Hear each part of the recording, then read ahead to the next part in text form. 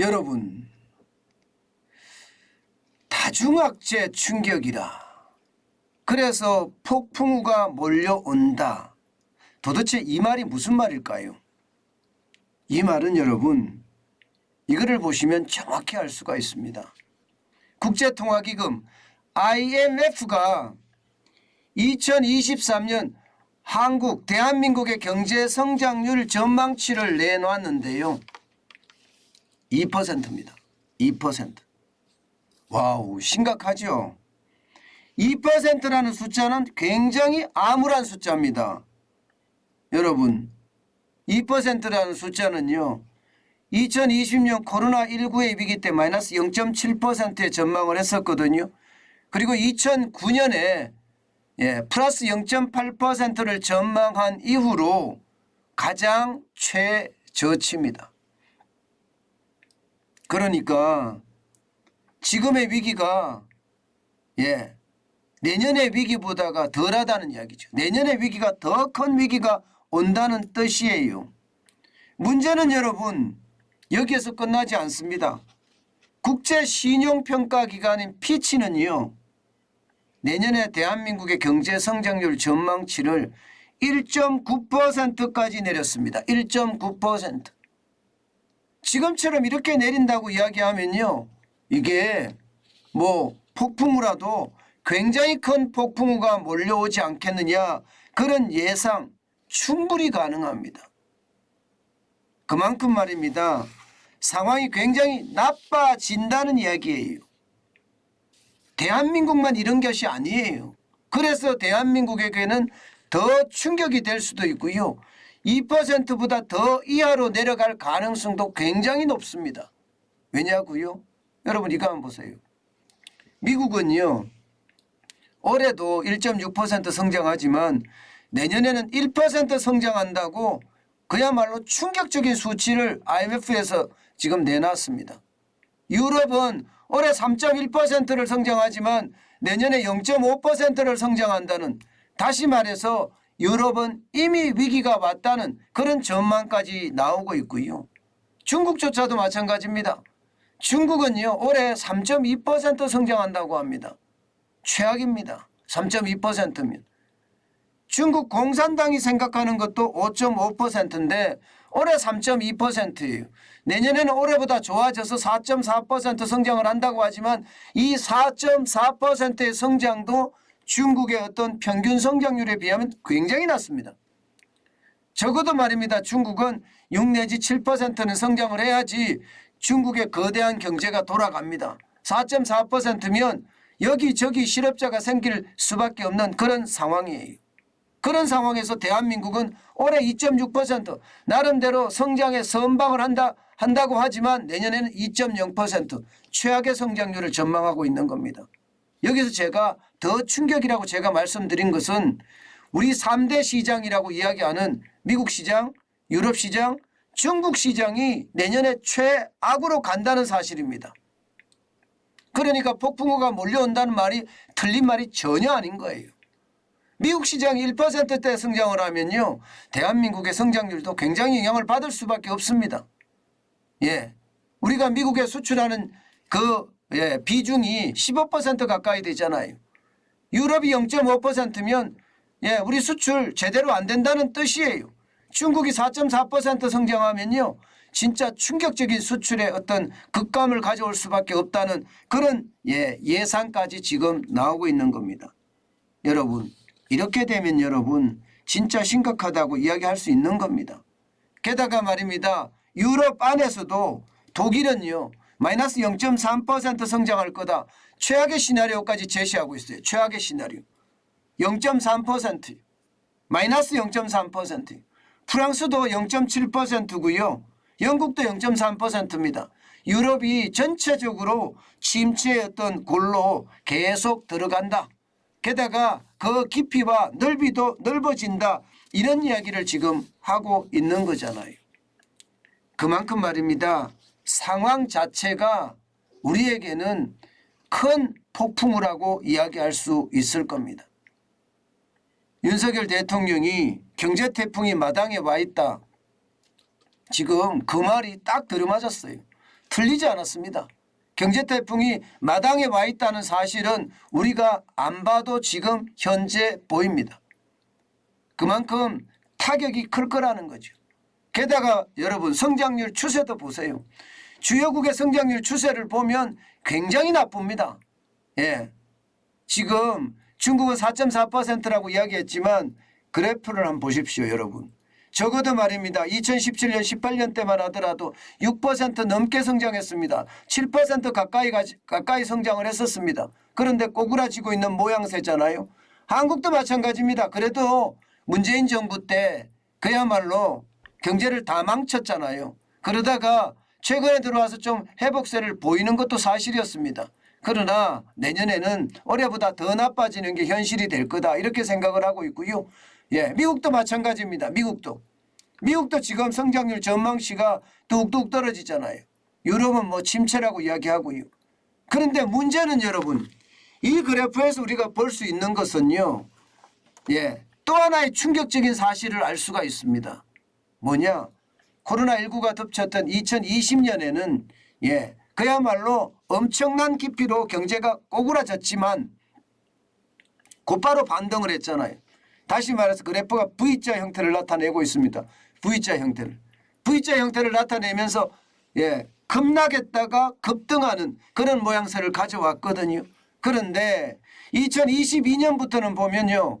이게 급락의 모양새보다는요. L자형 모양새예요. 다시 말해서 경기 침체가 떨어져서 그 떨어진 상태를 오랫동안 유지할 수 있다는 오랫동안 말입니다. 이게 1년 만에 회복되는 것이 아니라 2년 만에 회복이 될 수도 있고요. 3년 만에 회복이 될 수도 있고요. 그야말로 최악의 상황이 온다고 이야기하니까 이 상황은 진짜 최악으로 갈 수밖에 없는 그런 구조가 되지 않겠느냐 그렇게 예상을 합니다. 그만큼 말입니다. 세계 경제의 위기가 대한민국 경제의 위기로 그대로 몰아칠 거고요. 더더욱이나 V자 반등이 아니라 L자로 경기 침체의 어떤 모양새가 계속해서 쭉 진행되는 최악의 어떤 상황까지도 연출될 수 있다는 게 현실이 되고 있다. 저는 이렇게 예상합니다. 여러분 지금 말입니다. 더 큰 문제는 제가 세계 경제가 V자 반등을 못하고 L자로 갈 거다고 말씀드리는 것 여기에다가 하나 더 대한민국 경제도 L자로밖에 갈 수 없다는 것 바로 미국의 금리 인상에 따라서 말입니다. 다른 나라들 세계 여러 나라들의 화폐가 그야말로 폭락하는 것도 그 원인이 있습니다. 이 말은 무슨 말이냐? 결국 말입니다. 각 나라의 금융위기가 닥칠 수밖에 없다는 거예요. 지금 보시는 것처럼 말입니다. 터키 같은 경우는 마이너스 28.3% 리라와 그만큼 떨어졌죠. 헝가리도 화폐가 26.2%가 떨어졌고요. 일본이 20.1%입니다.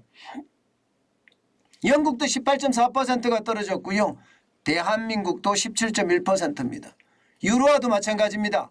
유로화도 14.6%가 떨어졌고요. 중국의 위안화도 11.5%가 떨어졌습니다.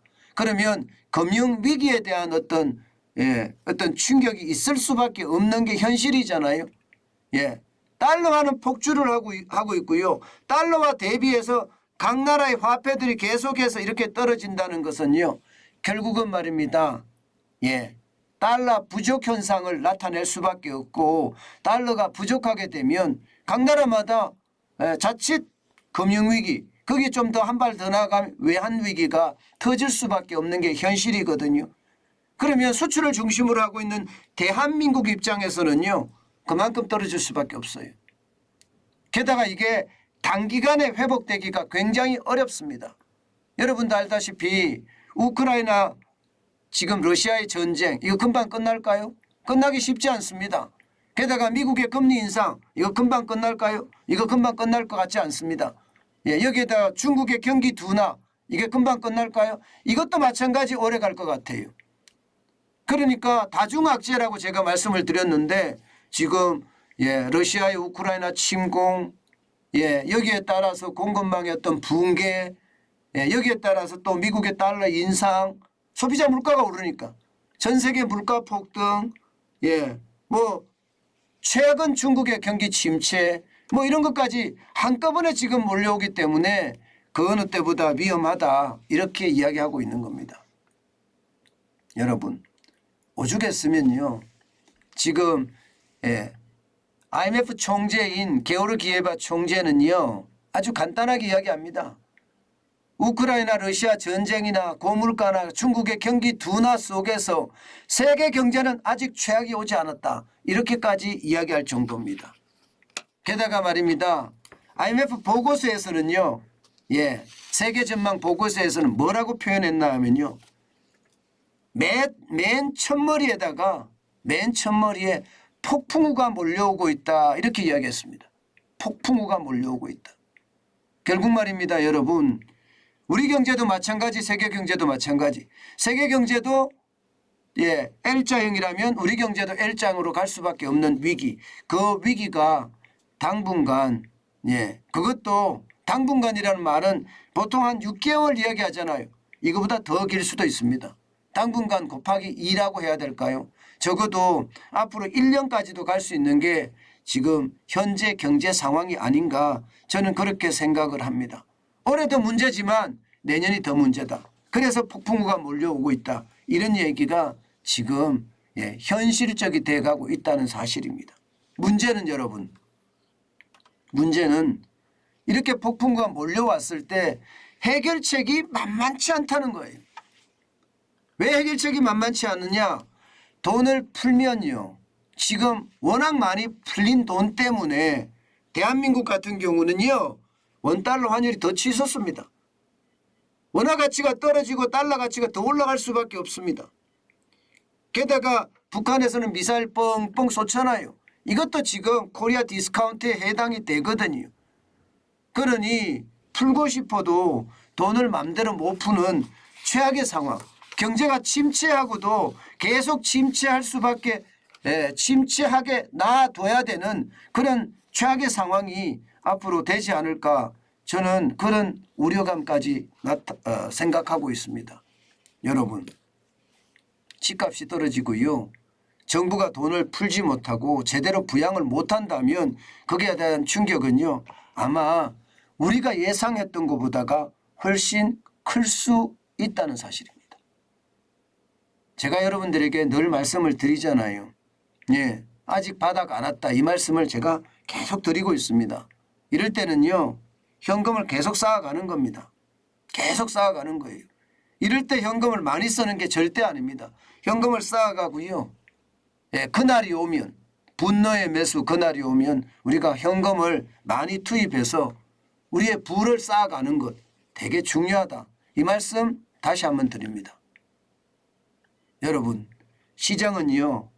늘 변화하기 마련인데요. 그 변화 속에서 여러분들이 저는 기회를 잡을 수 있다고 저는 굳게 믿고 있습니다.